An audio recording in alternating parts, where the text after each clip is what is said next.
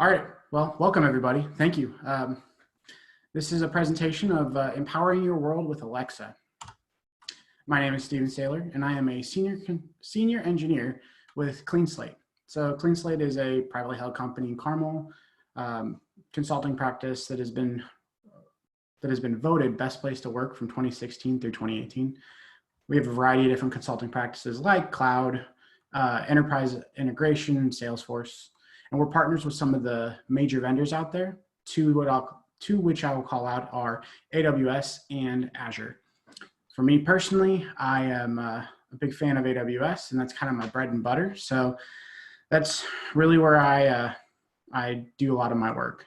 So if you want to talk with us, reach out to us in our sponsor Clean Slate channel. And without further ado, let's get into it. So today what we're going to talk about 4 different topics. We're going to go through a session overview. So I'm actually tying this into my last presentation a little bit lightly. So if you weren't in it, totally fine. But we're going to continue on that idea where we stood up a static site and we want to see how can we integrate Alexa into that workflow on a DevOps standpoint. So we're going to talk about voice apps then, and just do an overview of those, talk about voice-based technologies, and then why did we pick Alexa? We're going to go into an Alexa breakdown of what are the different components of an Alexa skill. And then we're going to do a code walkthrough for an Alexa app that we wrote called OpsBuddy. So, all right, to catch everybody up on what happened in the last presentation, and in my best soap opera TV voice, previously on Clean Slate presentations. In the last presentation, I attempted to convince my boss, Chris, that we should go from a technology group to a travel group. Now, understandably, he was a little skeptical, but we stood up a static site. We tested the market. Here you can see on the right-hand side, kind of how we built this in Amazon.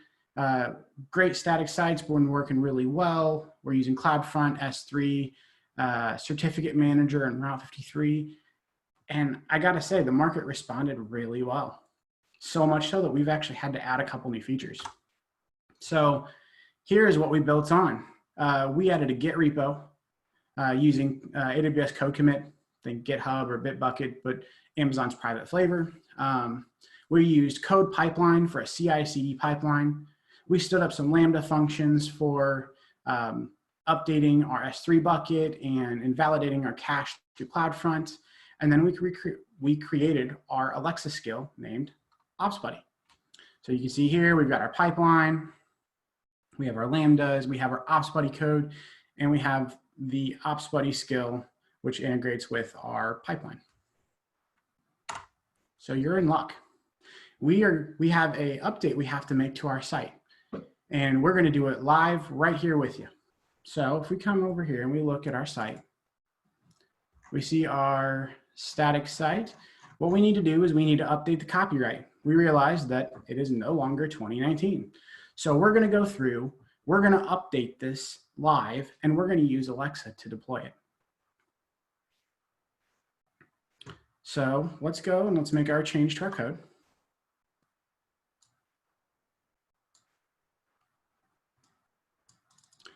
All right, I've got our website code here. Going to come down here to our copyright. I'm just going to change that to 2020.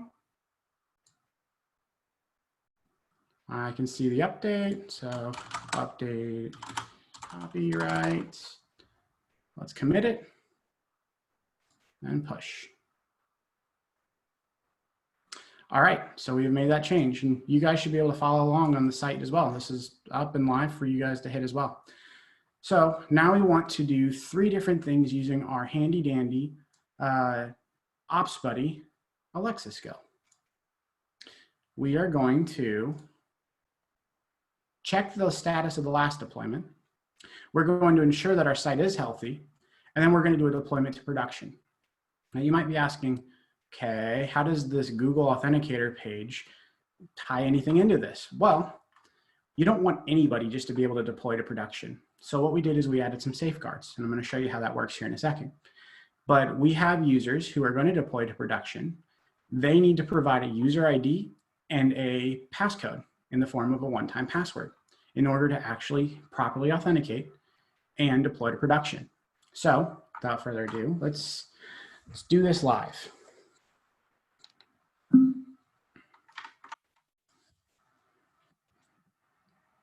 Alexa, open Ops Buddy. Ops Buddy here. What do you need? What was the status of my last deployment? The last deployment succeeded. It was started at 6:18 p.m. UTC on March 26, 2020 and was last updated at 6:20 p.m. UTC on March 26, 2020. Is there anything else I can do for you? Is my site healthy? The site is healthy and returned an HTTP status code of 200. Is there anything else I can do for you? No, thanks. Goodbye. All right before we do the deployment to production, I just want to break down what that was. So what we just did was we had, I'm going to mute, otherwise it'll go off every time I say Alexa. We just did a check into our code pipeline to check what the status of the last deployment was. So that information was coming directly from code pipeline. And we just ran an HTTP status code check. So that is the live health check of the site right now. So now we're going to deploy through production. And I'm going to grab my authenticator.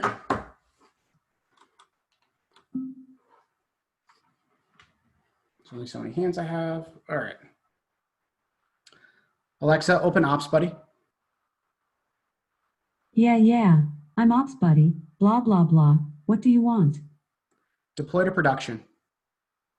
Can you please provide me with your user ID? 351. What is your passcode? 769885. Deployment approved. Triggering the deployment now. Is there anything else I can do for you? No, thanks. Goodbye. All right, so we have actually just kicked off our deployment. Let's go look at our code pipeline. All right, we can see that it's actually already pulled our source and it is down into the deployment stage. So what it's going to do is it's going to update this copyright down here, bring my window all the way up to 2020. So here in these stages right here, the deploy media, it's going to grab our video files and images. It's going to copy them into our live bucket that we're using for production. And then it's going to go in and it's going to deploy the source code from the site into that bucket as well. So it's just finished that stage now.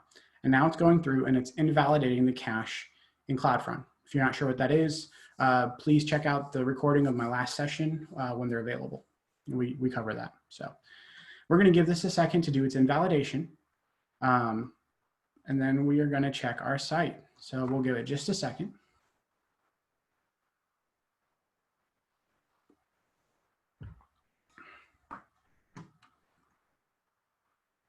Let's pull our site over here. Okay, we actually see it just finished. So let's take a look. Did it refresh? Did it update? There we go. We have just used, okay, and it's muted. Otherwise, like I said, it'll go off every time I say Alexa. We have just used our Alexa skill, Ops Buddy, to check the status of our website, to check on the last deployment and get information about it, and to do a live production deployment.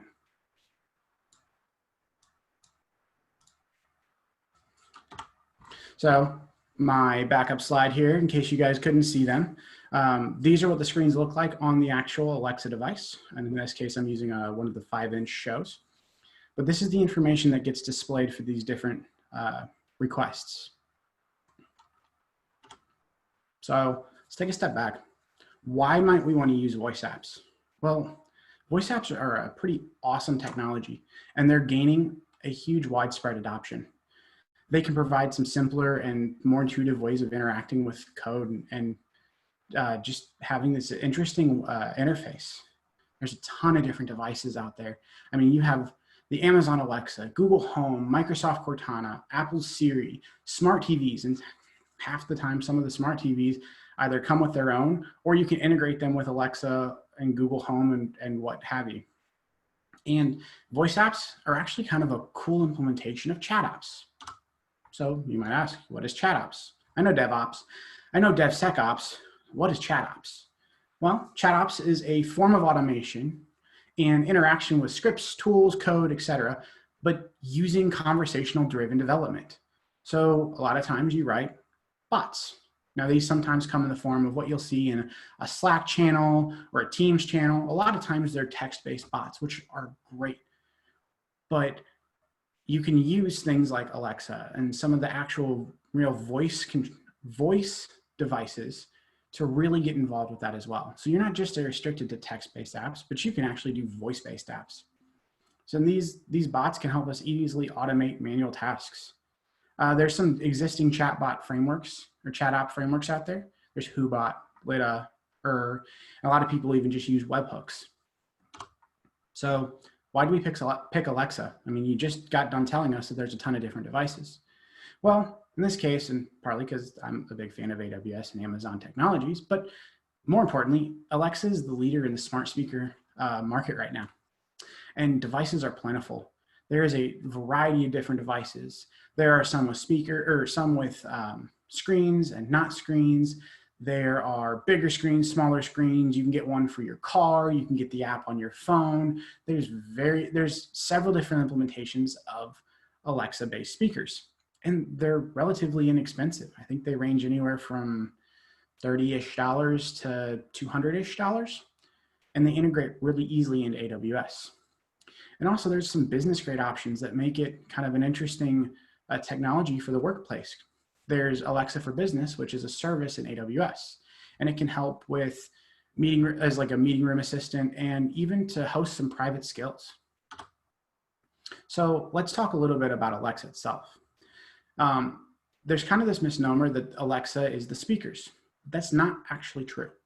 There are two components to what we just saw with the speaker I have, and they are that Alexa is actually a voice service.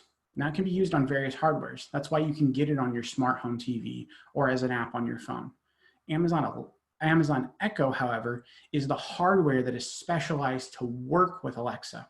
So the device I'm using is an Amazon Echo Show 5 running the Alexa voice service. There are multiple different types of skills out there that you can use and that you can write.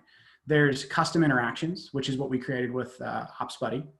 There's smart home, flash briefing video, etc. And you can see just a list here of some of the different skills that you can write. All right, so now we're going to dive into what makes up an Alexa skill. Now there's two parts of this that we're going to talk about. There is the piece that is the Alexa skill, which is in the Alexa developer console. Then there's the piece that is the infrastructure that we're going to talk about, and that's the back end and the logic for our services. So here we can see the first piece that we're going to come across is an invocation name.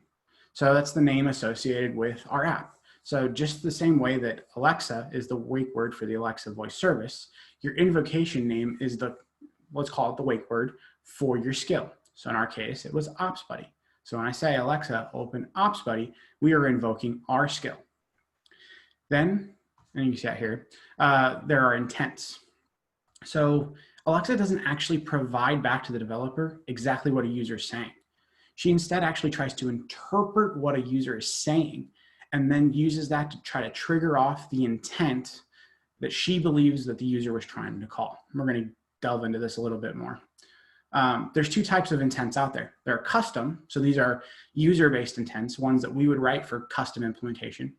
And there are built-in intents, such as the Amazon cancel intent or the help intent, etc. And you can see some of those for OpsBuddy right over here. In our case, we have 3 different custom intents and 6 different built-in intents. Next are components. Now, the components of an intent. There are utterances and there are slots. So utterances are the sample phrases that we use to trigger a specific intent. So kind of similar how the invocation name triggers our skill, utterances trigger our intent. So when I say open OpsBuddy and then is my website healthy? And she comes back and tells me, yes, it returned a status code of 200, et cetera, et cetera. That's how we're actually invoking and calling our intent. So we can see here from the developer console, this deploy my site. And then there's also slots. So we're going to take, for instance, the deployed production, where that one's the most difficult of all of them for the Apps Buddy app, or for the Apps Buddy skill, I'm sorry. And slots are placeholders for retrieving specific pieces of data. So if you remember, she had to ask me for my user ID and my passcode, which were very specific pieces of information that we need to run logic on in order to do the validation and then the deployment. So these slots are integrated with sample utterances, and they're of specific data types. So in this case down here, we can see that we have 2 slots for our skill, for our Ops Buddy skill, and they're both numbers. And you can see here on the right-hand side where we would add these placeholders in to a sample utterance. So we could say deploy to production with user ID, our placeholder or our slot, and passcode, that's our slot. And that's where Alexa is listening for that data and is going to return that to us. All right, cards. So cards are how Alexa shows visual data. So when we saw the screen, the information that got returned to it, those are cards. They can be shown on devices with the screen, but also on your Alexa mobile app and even at alexa.com. So here on the right-hand side is what a card would look like in your Alexa app. And here at the bottom is what it would look like in the alexa.amazon.com screen. All right, speech synthesis markup language. It's a mouthful, SSML. This is the language that is used to control how output and speech is generated for Alexa. So there are multiple effects that can be used with SSML. We're just going to call 3 of them out here, but there are plenty more. There are like emotions. So if you want Alexa to sound, integrate some emotion, not just so like flat, you could use emotions. And we see it here as this first bit of code. You can add a emotion tag with excited and an intensity. So she will sound excited when she says, hey there. Next would be like a break, which allows for pauses. I'm actually using that for the deployment. So, here the second example, deployment approved, triggering the deployment now. Wait 1 second and then ask the user, is there anything else I can do for you?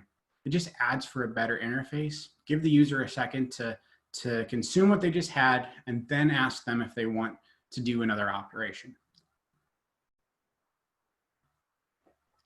And then there's the say as. So say as tells Alexa how to pronounce certain things like dates and times. So the last deployment information, this bottom one here. The last deployment was, and I have placeholders here, but it was started at a specific time on a say as interpret specific date. So why might we want to use that? Well, because not all things that are good visually are good in voice. So whereas we might say that it is, in text, we might write the date as 3/27/20. Well, we don't really want Alexa to tell us that our deployment was on 3/27/20. We'd like her to tell us it was on March 27th, 2020. And so what this say as is doing is it's interpreting that text-based date and converting it into a more speech-friendly version of it. All right, then there's endpoints. So this is how we bind an Alexa skill to our backend code. And then in our case, we're using Lambda for Ops Buddy. And then our infrastructure. So there's the integration piece between Alexa and Lambda, and we're going to go through that here in a minute. And then why would we want to use Lambda? Well, we can use it for pretty much anything, and our logs are available on CloudWatch. So we get all the perks of using a Lambda, and we're just tying it in and triggered by Alexa. And finally, the Alexa Skills Kit or the Ask SDK. In this case, I'm using the Python Ask SDK, but it allows us to more easily write Alexa skills. So let's take a look at OpsBuddy. So I'm going to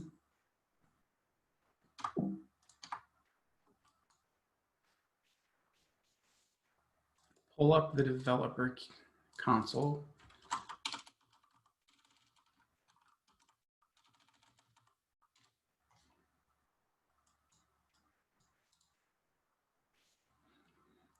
We're going to take a look at our skills.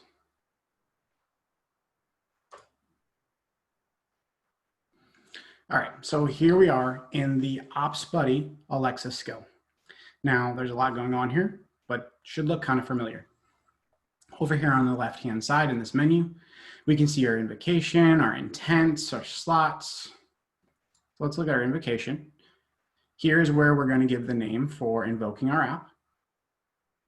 We have our intents and then our custom intents. So we can see here what are some of the sample utterances that we use to deploy to production. So I could say trigger prod deployment, deploy prod, deploy production, deploy my site. And we see down here these two different slots that for the user ID and the passcode. Now you might be asking, you didn't provide that when you told it to deploy to production, nor do you have an utterance to do that. Well, so how does that work? And that's a great question. So let's hop into one of these intents. Let's look at the user ID intent. And I'm using a feature of this intent called required. So is this slot required to fulfill the intent? Yes. There's an option in an Alexa skill to say that an intent is required. And what that does is that offloads the burden of retrieving that information to Alexa so that she will actually reprompt users to get that information if she doesn't get it. And so you provide some of the speech prompts or what she will say in order to collect that information. So can you please provide me with your user ID, or what is your user ID? So when I say deploy to production, she'll ask, what is your user ID? Once she gets the information that that slot needs, she will then move on to the next required intents. We can see here also is what are the sample utterances for that slot? So user ID, in the slot here, or my user ID is, and then slot value, or even just the slot value. You don't have to have any text ahead of it. Same thing for passcode. That's how we get both of those pieces of information. We have our built-in intents. Now keep in mind, some of these are required, such as your cancel intent, your fallback intent, help intent. These are actually required for any Alexa skill. Now we see our slot types down here. In this case, we are just using a number for Amazon. But there are a ton of different slot types. So we can come over, let's take this for example. We see in this dropdown, if we want to change this, it's not just like a number and a string. There's actor, administrative area, airline, airport. There are a ton of built-in slot types that you can take advantage of. And I highly recommend that you do if you need one of those types. And then down here we have our JSON editor. So all that stuff that we just covered with our intents and our slots and our invocation name actually can be dropped into a single JSON document, which you can source control. And I've actually done that. So you will get access to my slides, access to my code, and I do provide my interaction model that you can use to duplicate this skill. We're going to come down here to endpoints. This is where we bind our Alexa skill to our Lambda. And we're going to hop over to AWS here in just a second, but the piece of information that we need to pull in from the Alexa skill is the skill ID, and the Lambda is going to require that. And then the ARN of the Lambda, we're going to need to provide here. So I've already done that, but let's take a look at where we can find that information and put that. So let's hop over to Lambda. And then we're going to go into OpsBuddy. So up here, we can see our ARN. This is the information that we need to provide to the Alexa skill in order to use this Lambda. And then down in here, we have a trigger. which is an Alexa Skills Kit trigger. And this is where we provide our skill ID. Those two pieces are required to bind it together. So now I know that our code's not here, so I'm gonna actually pull up the code and let's take a look at what the code looks like.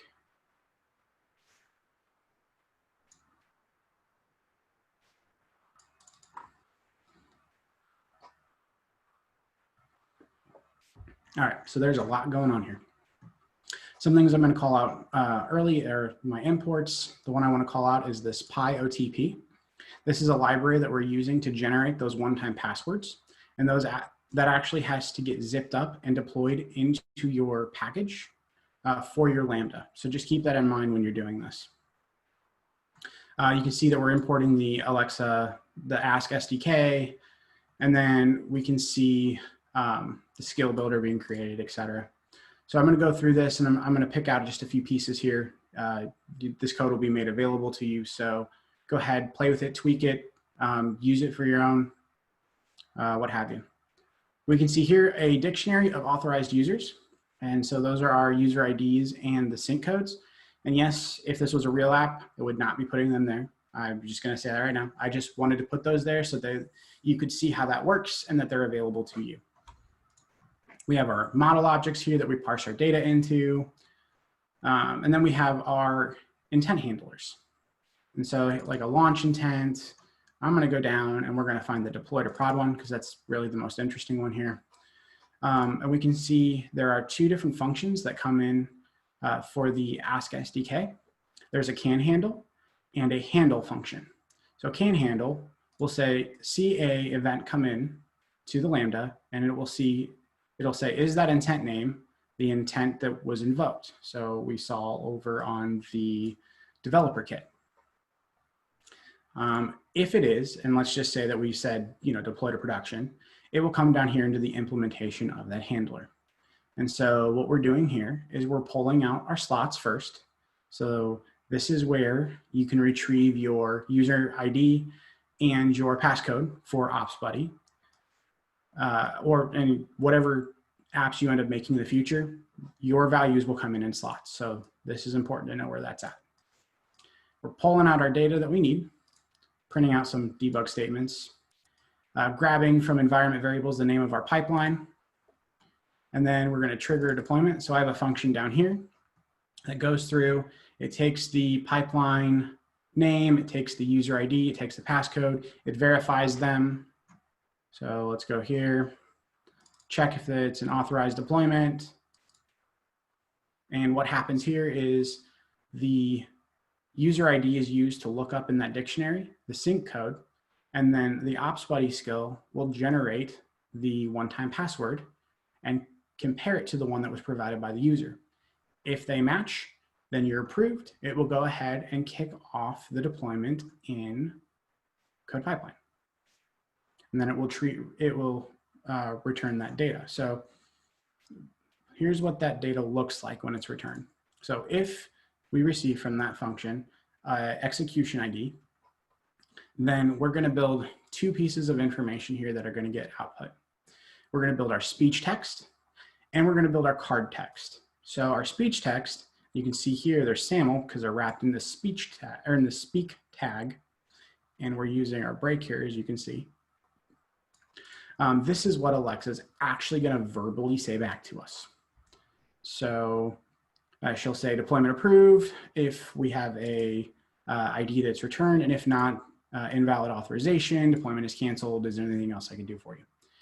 And then along with that, we're going to generate some text that's going to show up on the card. In this case, it's going to be deployment approved, and then spit out the pipeline ID. And right here on line 133, we're going to build that response and input that information. So this is building the Alexa response, and then it's going to send it back to the Alexa voice service. So we're going to use speak, and we're going to drop our speech text in there. Then we're going to provide our card text.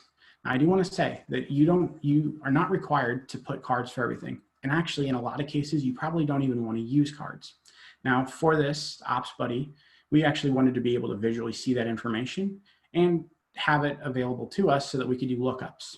But if you're doing other apps, you may not actually want to have cards. And so no, it's not required. And there's actually two types of cards that you can have. You can have a simple card and a standard card.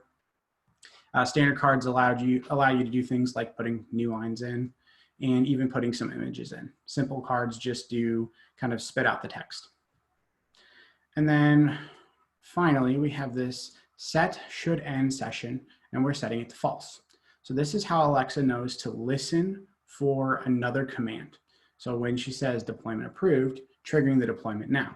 If this value was set to true, then she would say this, she'd even ask, is there anything else I can do for you? But then would stop listening and actually exits the skill. And that's not what we want her to do, because we want to be able to ask subsequent calls without having to invoke the Ops Buddy skill every time. So I don't want to have to say Ops Buddy do this and then Ops Buddy do this. I'd rather have kind of a chain where I can ask about the last deployment and the health. That's how we do this. So we set that to false so that she knows to listen again for a new command. Now that listening period is about 8 seconds. So just keep that in mind. Is she'll say this and then she will listen for 8 seconds. And then you can add a reprompt she'll ask the user again. So you can see in the code that we have the other intents, the health check. We're not really going to go through these. You are more than welcome to go through them in the code though. Let's pull up our slides.